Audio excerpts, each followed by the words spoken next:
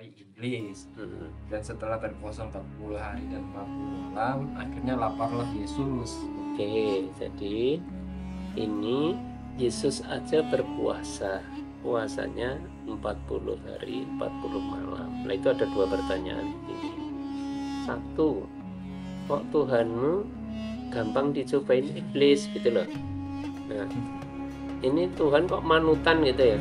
Nah, iblis dibawa kemana-mana kok tenang-tenang saja gitu ya. Nah, ini jadi ini yang penting kiai maupun nyai ya atau ulama udah mengajarkan itu ya. Jadi ajarannya ada, udah dipraktekkan juga bisa. Nah, beda lagi kalau di Nasrani. Selama ini untuk yang khususnya di Indonesia ya, ini yang berkerudung hanya baru suster.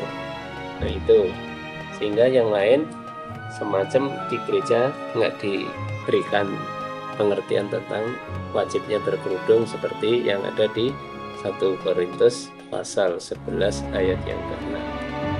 Jadi,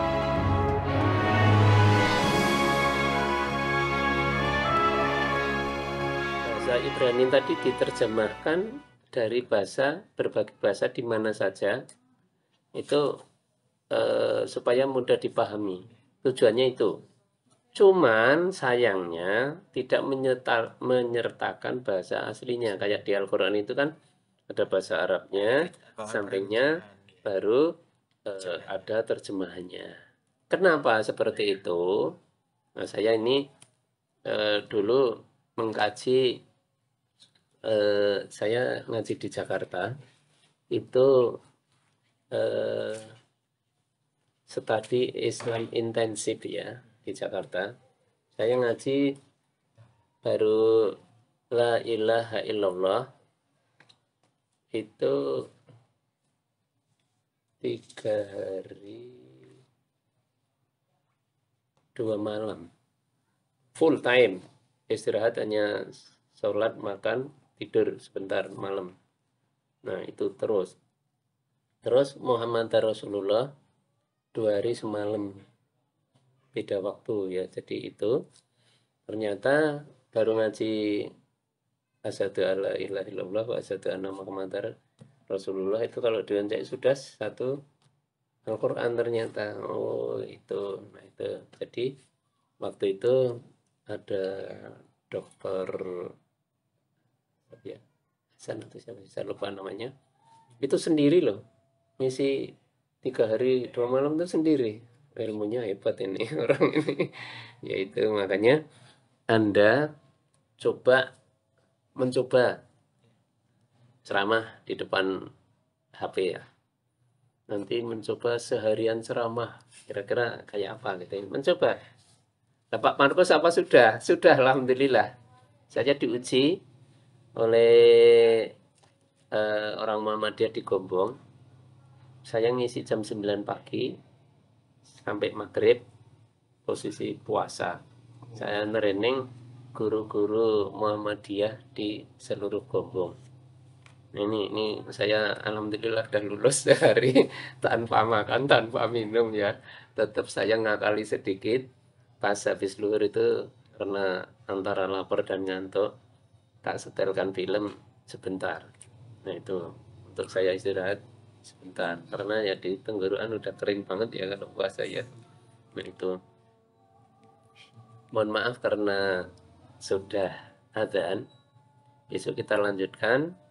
Apakah Anda melakukan 10 perintah Allah ya, nanti ditagih ya. Jadi itu nanti biar berlanjut minggu depan kalau tidak ada halangan kami bisa menyampaikan ini ya, mudah-mudahan nanti kalau bisa teman-temannya diajak, ya rugi kalau nanti nggak ikut ngaji ini. Saya sampai di situ saja. Jadi di situ nanti biasanya kebanyakan orang itu nggak paham kalau di sini ada perintahnya. Jadi seorang perempuan yang bernubuat kepada Tuhannya, berdoa kepada Tuhannya, beribadah kepada Tuhannya, itu mereka harus menudungi kepalanya.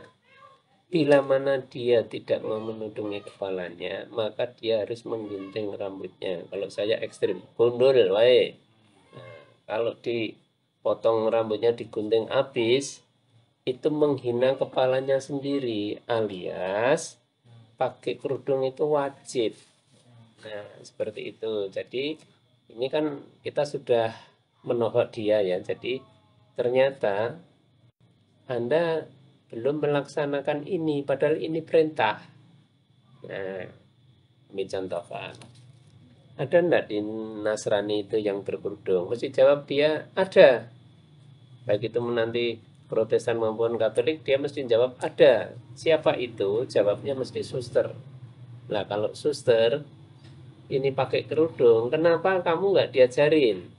Nah, misalnya itu. Kalau misalnya aku Protestan, bukan Katolik. Nah, kenapa pendeta juga nggak ngajarkan ini? Harusnya kan ngajarkan. Seperti di Islam. Di Islam itu kalau kita diajarkan eh, berkerudung, ya misalnya ada kiai, yaitu punya istri, mesti diajarkan istrinya itu berkerudung. Anak-anaknya juga berkerudung, jemaahnya juga mesti diajarkan tentang kerudung. Salam.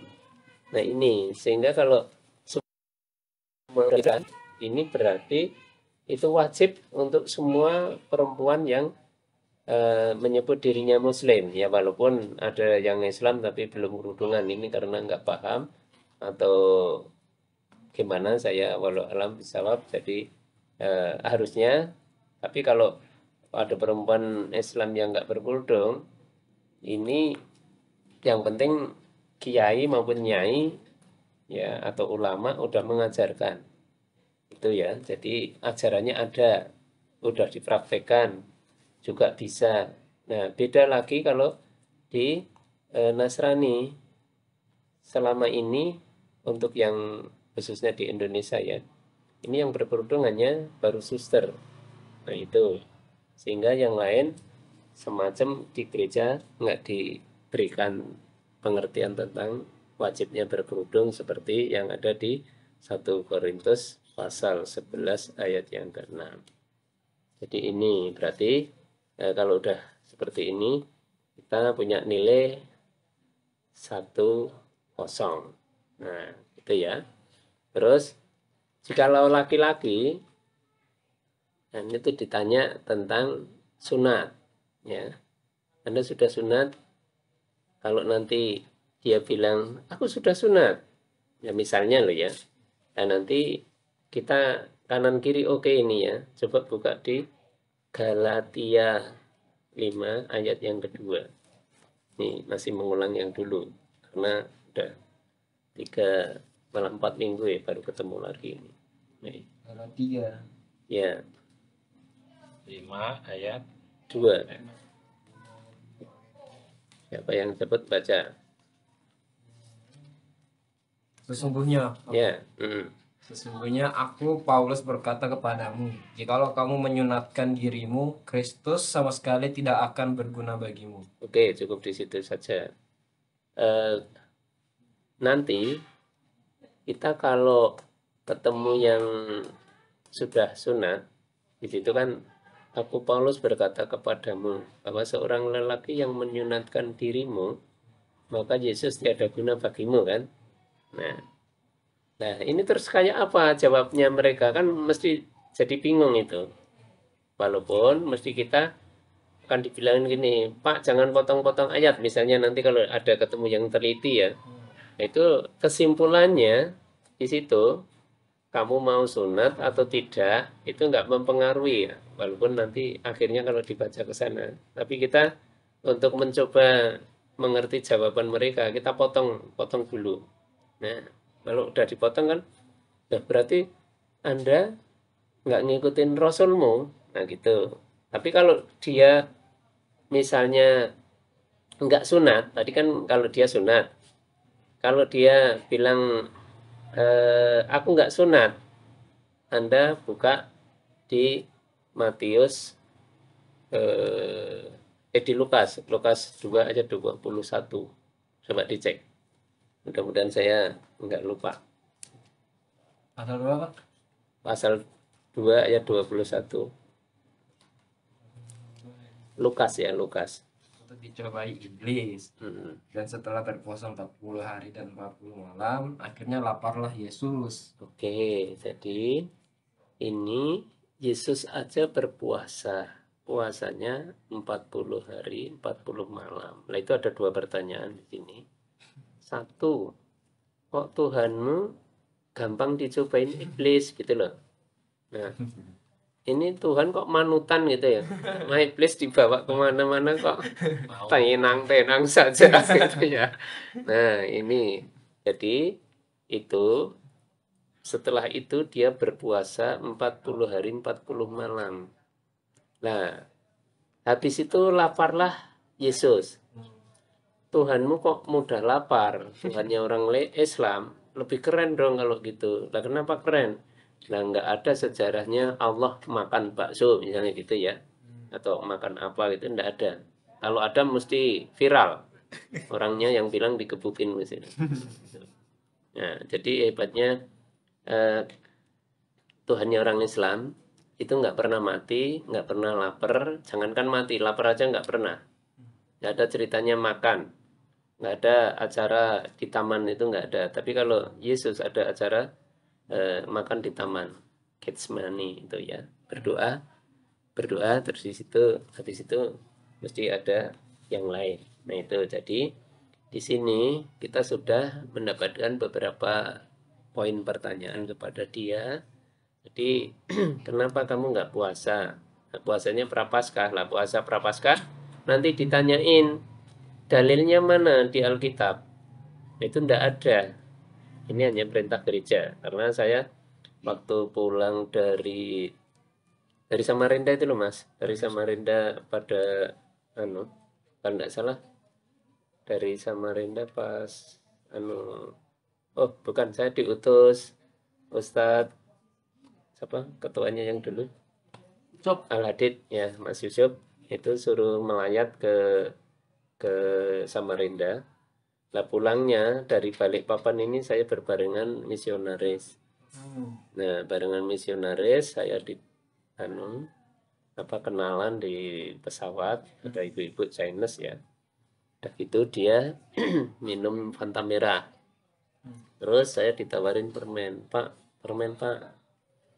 Oh, gigi saya baru nggak bersahabat dengan permen, saya bilang gitu. Nah, silahkan ibu makan sendiri, saya bilang gitu. Oh, saya baru puasa gitu. Saya ngerti kalau itu puasa Prapaskah. Tapi kalau Anda bisa nanya, lu puasa kok tadi yang minum setengah botol Fanta tadi siapa kan gitu ya. Jadi kalau puasa mereka adalah puasa pantang. Puasa pantang itu yang disenangi, itu yang dicegah. Ya, jadi misalnya antum suka sate, sering jajan sate. Lah hari ini kalau pas puasa Prapaskah nggak jajan sate, makanya bisa pakai sayur, pakai pecel, pakai lotek gitu ya. Tapi tetap makan. Nah pertanyaan saya, kira-kira sampean kalau jadi orang miskin, ya betah nggak puasa selama hidup? Seperti itu loh. Ya betah kok, boleh makan kok, yang disukai kok. Nah gitu loh.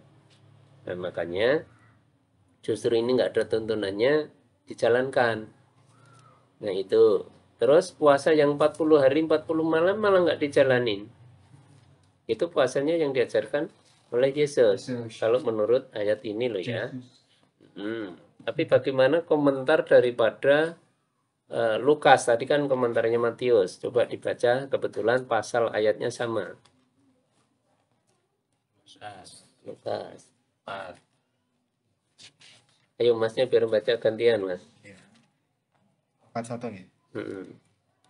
Yesus yang penuh dengan Roh Kudus kembali dari Sungai Yordan, lalu dibawa oleh Roh Kudus ke padang gurun.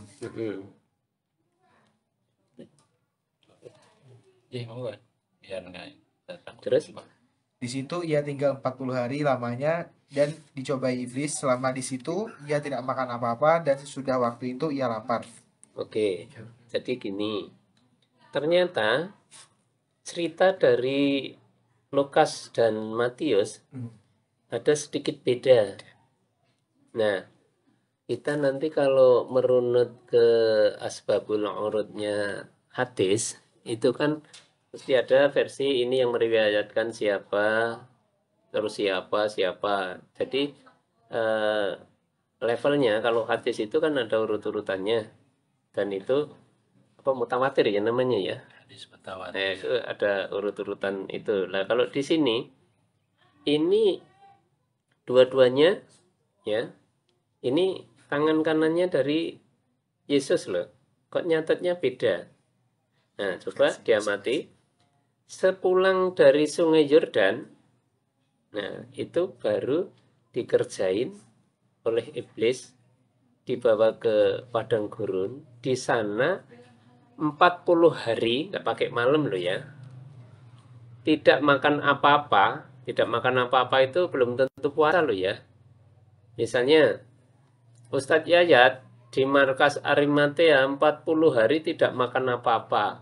Bisa karena di sini memang nggak ada orang jualan, duit bawa. Itu nggak makan apa-apa karena nggak ada orang jual, nggak mau ngapain.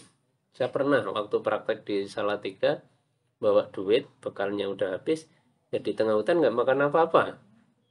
Adanya buah mauni lah, mau makan buah mauni ya pahit. Nah itu.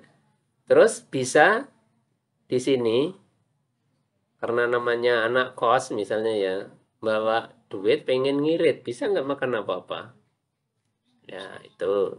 Andai kata itu puasa, puasanya hanya 40 hari. Sama dengan puasanya nabi yang lain. Jadi Nabi Adam itu konon katanya puasanya 40 hari tok, nggak pakai malam. Nah, riwayatnya dari Matius puasanya 40 hari 40 malam. Nah, ini kan beda. Karena kalau hanya 40 hari, nabi-nabi yang lain, yang dulu, itu juga berpuasa 40 hari. Oke. Nah, terus bisa dibuka lagi di di Lukas pasal Lukas tentang puasa itu.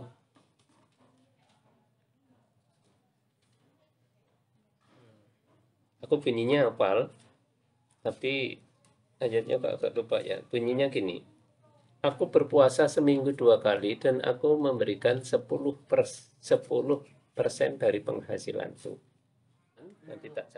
Cuman 40 hari 40 malam dan sebulan.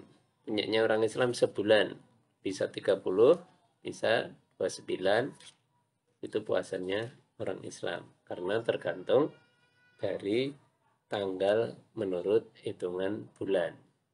Gitu nih. Jadi kita nanti bisa tanyakan di sini kenapa nggak berpuasa. Dulu saya punya saudara, yang saudara ini tinggal di Solo. Nah, kebetulan pas pulang, pas pagi-pagi sama anak saya dibikinkan teh manis, nasgidel sama snack. Ya udah, ditanya Bude puasa kok. Terus saya pura-pura enggak ini. Nah, puasa apa Bude kok? Ada puasa. Oh, puasa puasa prapaskah. Oh iya. Terus sebenarnya puasanya Bude enggak kayak gitu, saya bilang gitu. Coba kalau enggak percaya cari tentang puasa prapaskah. Nah, kan enggak ada. Terus tak bacain yang ini, yang tadi, yang di Injil Mazmur tadi, di Mazmur, ya. Akhirnya berpuasalah. Saya tarik pakai yang Lukas yang kedua yang tak bacakan tadi, yang aku berpuasa seminggu 2 kali. Jadi tuntunannya yang benar, Bude. Ini yang Anda seminggu berpuasa seminggu 2 kali. Misalnya Senin, Kamis gitu lah. Nah, terus jadi nanti mulainya puasa tadi jam berapa Bude? Jam 6. Nah, terus coba kalau rekan-rekan nanti sahur itu jam 6 kurang 10 misalnya ya. Itu namanya kalau orang Islam sarapan. Ya, bukan sahur ya. Itu, jadi misalnya puasa-puasa, lah kok ada orang puasa kok setengah 6 sarapan gitu ya, apa setengah 6 kok sahur bilang. Mesti orang bilang, "Loh kamu kok sarapan nggak puasa ya?" Iya, Mesti gitu pertanyaannya. Tapi kalau di gereja jam 6, karena bude bude ini jam 6. Lah, orang Islam lebih sehat lagi ternyata. Rekan-rekan kalau mau sehat, makan pagi itu ya sahur itu yang terbaik. Ya jadi jangan jam 6 jam 7. Ini kami belum mempraktekkan ini secara serius. Jadi ternyata perut itu diisi makanan paling indah itu ya subuh-subuh itu. Jadi kalau kita sarapan jam 6 sampai jam 7 itu udah telat. Itu ternyata kalau mau menyehatkan perut supaya perut kita fit bener, itu resepnya pokoknya sebelum subuh itu sarapan, terus nanti berhenti sebelum kenyang. Nah, terus sepertiga udara, sepertiga air, sepertiga zat padat. Itu kalau mempraktekkan orang ini betul-betul sehat. Ternyata banyak rumah sakit di Indonesia yang sekarang ini banyak orang yang sakit banyak terkait dengan isi perut. Nah, ini benar. Jadi kalau kita lakukan sesuai dengan apa ya pedoman dari Allah, itu insya Allah kita betul-betul bisa sehat. Terus berikutnya kita nanya lagi dari yang tadi, apakah Anda mengharamkan minuman keras dan babi? Biasanya jawabnya tidak, kebanyakan loh ya. Nah itu kalau tidak, kalau istri saya dulu ini nggak mau makan babi, bukan karena haram tapi karena jijik melihat babi. Nah itu kan beda, jijik dengan kita nurutin perintahnya Allah. Nah itu ya. Jadi kalau hanya jijik itu berarti nggak sesuai dengan aturan Allah. Coba kita buka di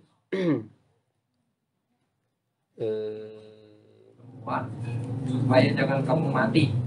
terus. Itulah suatu ketetapan untuk selamanya bagi kamu turun. Oke. Jadi di situ jangan engkau minum minuman keras. Ya, itu larangan. Ya. Tapi biasanya kalau ada acara di gereja, ada acara kumini itu minum anggur merah, biasanya sama kue tipis gitu ya, kue CP itu. Itu merupakan pralambang minum darahnya Yesus dan makan dagingnya Yesus. Nah ini maunya, filosofinya supaya darah dan daging Yesus itu menyatu ke orang yang diupacarani seperti ini, supaya nanti imannya tambah. Tapi kalau saya pikir-pikir, ini kok panen ya, makan darah dan dagingnya Yesus gitu loh, pikiran saya loh itu. Nah, ini. Jadi ternyata di situ minuman keras dilarang, tapi dipraktekkan untuk ibadah. Nah ini makanya kalau ada orang NTT, orang Timor Leste, orang Papua pada hobi minum minuman keras itu. Nah itu karena ini nggak diajarkan. Terus coba masih imamat lagi pasal 11 ayatnya yang 7.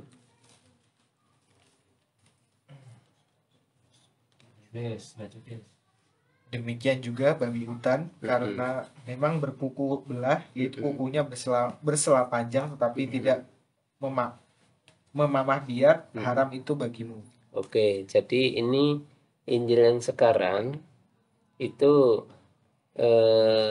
babi hutan. Kalau punya saya yang tahun lebih lama 63 dan juga babi. Jadi babi sama babi hutan beda. Jadi yang haram biar babi hutan karena nangkepnya harus di hutan kan gitu. Itu namanya uri ya. Atau makanya ada apa ya, ralat atau ada revisi itu justru maunya memudahkan kitab suci ini supaya bisa dijalankan oleh umatnya. Tapi justru karena yang sudah beredar itu nggak ditarik ulang, sehingga akan ditemukan justru adanya revisi ini bisa menjadikan satu kenapa yang satu babi, yang satu babi hutan. Nah ini kan satu bisa diartikan babi peliharaan. Ya kalau demikian babi, kalau babi itu yang hutan maupun yang kota semuanya haram. Lah kalau ini dan demikian babi hutan, nah yang kota itu karem. Karem itu boleh dimakan ya. Nah, ini namanya mempermudah masalah ini. Ya. Jadi itu biar jadi motonya Gadian saja, ya. Menangani masalah tanpa masalah. Nah, ini justru jadi masalah. Karena apa? Ada temuan kenapa ditambahi hutan. Ya. Jadi padahal pesannya Yesus itu bila mana mengurangi atau menambahkan satu iota itu bisa titik, bisa koma, bisa satu huruf. Itu nanti orang ini diancam neraka loh. Nah, sekarang kalau babi ditambah hutan ini kan udah 5 huruf ya. Ini neraka sing ngisor dewi kira-kira ya. Nah, ini makanya kita baru ngupas ini saja secara jeli. Ini sudah teman kita dialog, nanti sudah berapa sekarang ada 10 ya, 10-0 tadi kira-kira ya. Nah, itu jika dia menang jadinya. Jadi baru paham dia. Jadi akhirnya jadi kalau ada seperti ini dialog, biar yang baca Injil dia, kita nunjukin saja.